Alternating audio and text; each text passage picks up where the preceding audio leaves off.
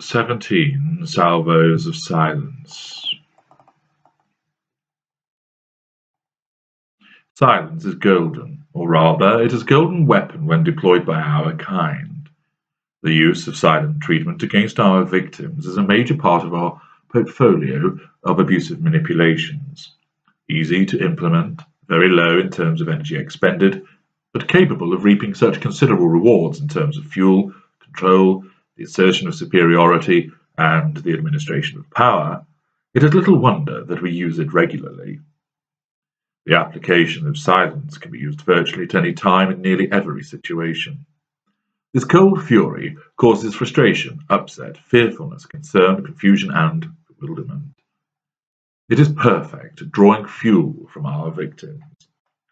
It is astonishing just how it affects those it is used against, causing the emotional fuel to froth and spill from the perplexed and worried individual. It causes anxiety and has a most unsettling effect, which ensures that those who are subjected to it are unable to understand why it is being used.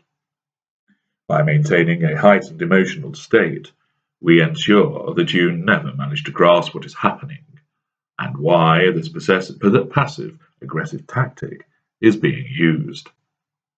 It plays to your desire to know what is happening and why, but you do not realize.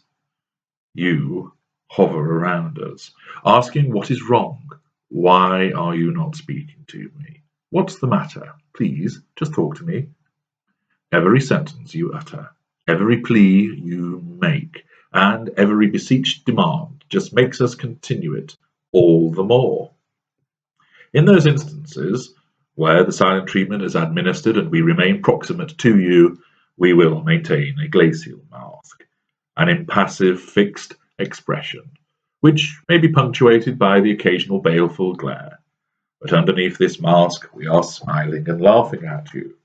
Look at how upset she is. See the confusion in her eyes, and wait for it. Here comes another question, another plea, another request to be put out of her misery. How the fuel flows, and we revel in what we see.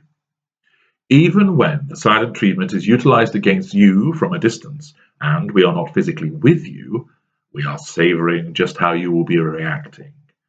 We can picture you frantically jabbing your phone as you send text after text, asking us to come home to call you and just explain what the problem is. We listen to your tear-infused voicemails as you ask us just to let you know that we are okay.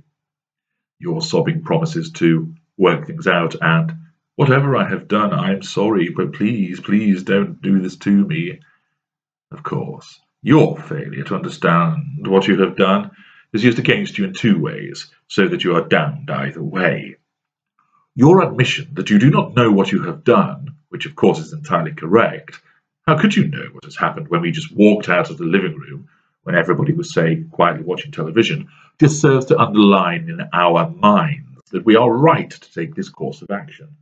Good Lord, why should we bother to contact you if you cannot even be bothered to work out what you have done wrong?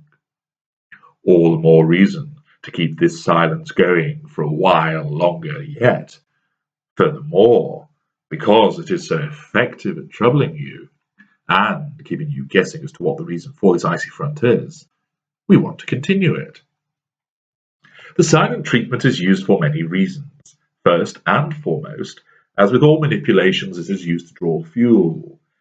It is to exert control over you. It is to keep you in an emotional place and thus paralyzed, unable to see what is happening and unable to think clearly. It is to reinforce that we are powerful, superior, and mighty, whilst you are useless and pathetic. You do not know how to please us, you do not know how to remedy matters, and you cannot even work out what you have done. You are useless. There is also a further reason why we use the silent treatment. This is our way of killing you. True enough, there are those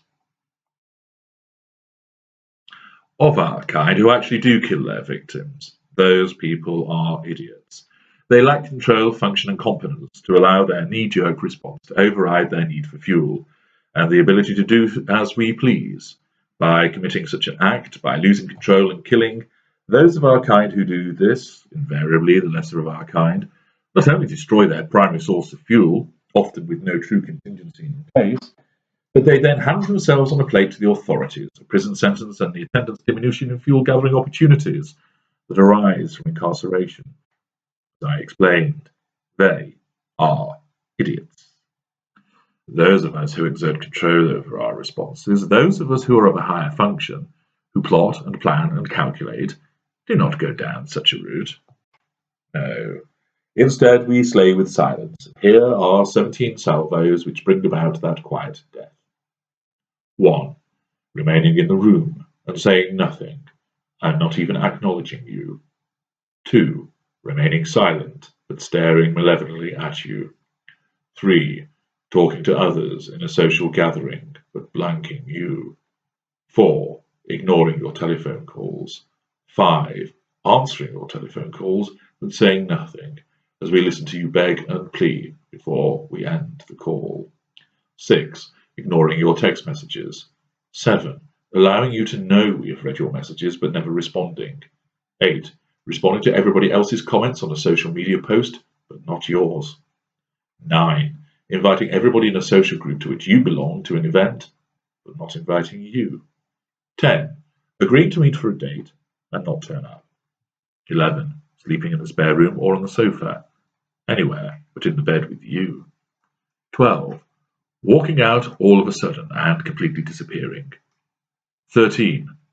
Not engaging with you directly, but acknowledging your existence through a third party. John, did you hear something then? I thought I heard something squeak, whine, moan, which is used when you speak. 14. Extending the silent treatment, so it's meted out by lieutenants and members of the coterie as well. 15. Responding to any written communication from you by writing, I do not recognize the sender of this letter, message, email. 16.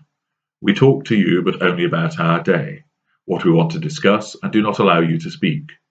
We talk over you, ignore what you have to say, and behave as if we are talking to ourselves in the mirror. 17. You hear from other parties that we have been talking in terms as if you do not exist. Yes, I am going to the wedding next week. I am happy to do so on my own. I am not being controlled then. Even though you had no idea that we had such a plan in mind, your existence has been eradicated and deleted by us, and then relayed back to you by proxy. Yes, the application of the silent treatment is powerful indeed. It is regarded as a death blow against you. Murdering without feeling has never been so damn appealing.